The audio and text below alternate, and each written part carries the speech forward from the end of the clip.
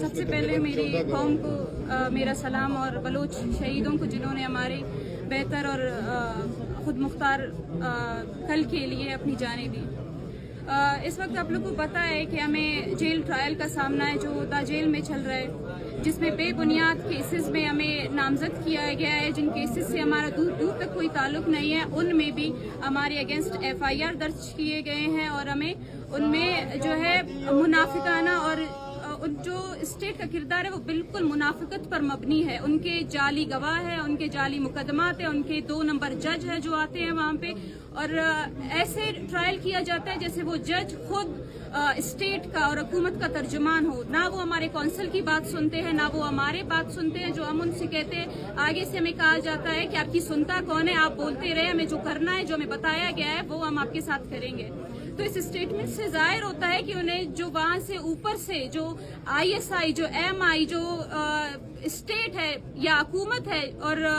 جو اس وقت بلوچستان میں جو ایک پپٹ حکومت ہے، ان کی طرف سے جو انہیں ہدایت جاری کیے جاتے ہیں وہ وہیں جو ہے قانون اپلائی کرتے ہیں۔ ہمیں کہا جاتا ہے کہ اس بک میں قانون ہے، ہم اس کے تحت آپ کا ٹرائل کر رہے ہیں، لیکن در حقیقت وہ جو اسکرپٹ ان کو دیا جاتا ہے رات کو، وہ اسی کے تحت ہمارا ٹرائل چلاتے ہیں۔ اس کے علاوہ جو بلوچستان کے حالات ہے اس وقت، جیل میں ہمیں کچھ بھی نہیں پتا کہ ہمارے ارد گرد کیا ہو رہا ہے۔ وہاں پہ جو اخبار آتے ہیں ان میں صرف اور صرف یہی کہا جاتا ہے کہ بلوچستان جو ہے ترقی کی راہوں پر گامزن ہے، لیکن اگر بلوچستان کا حقیقی چہرہ دیکھا جائے، وہ حقیقی تصویر دیکھی جائے، تو ہر دن کسی سڑک کنارے، کسی صحرا میں، کسی چوک چوراہے پہ ایک لاش آپ کو پڑی نظر آئے گی۔ وہ لاش جو ہے ایک زندگی کی اتنی اہمیت اس اسٹیٹ کے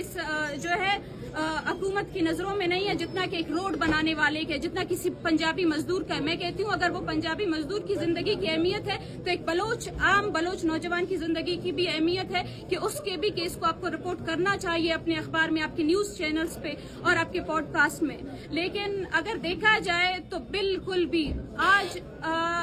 جس ٹرائل کا ہم سامنا کر رہے ہیں اس میں جن لوگوں کو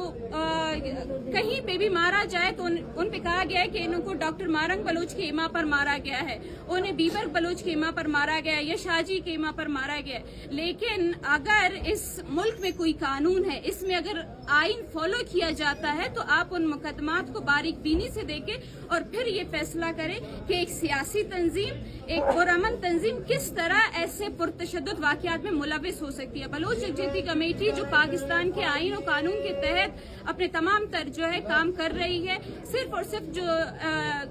جبری گمشدگیوں کا مسئلہ ہے ہم صرف اسی پہ بولتے تھے، جو ماورائے آئین قتل کیے جاتے تھے بلوچستان میں ہم انہی پہ بولتے تھے، لیکن آج ہمیں جن مقدمات میں جیل میں بند کیا گیا ہے وہ قتل کے مقدمات ہے، وہ دہشت گردی کے مقدمات ہے، وہ بم دھماکوں کے مقدمات ہے، اور وہ ایسے مقدمات ہیں کہ جن میں ہم نے قانون توڑنے کی کوشش کی ہے، اور ان کیسز میں ایسے گواہ پیش کیے جا رہے ہیں جنہیں سرکار نے خود بنایا ہوا ہے۔ جب عدالت لگتی ہے اس سے پہلے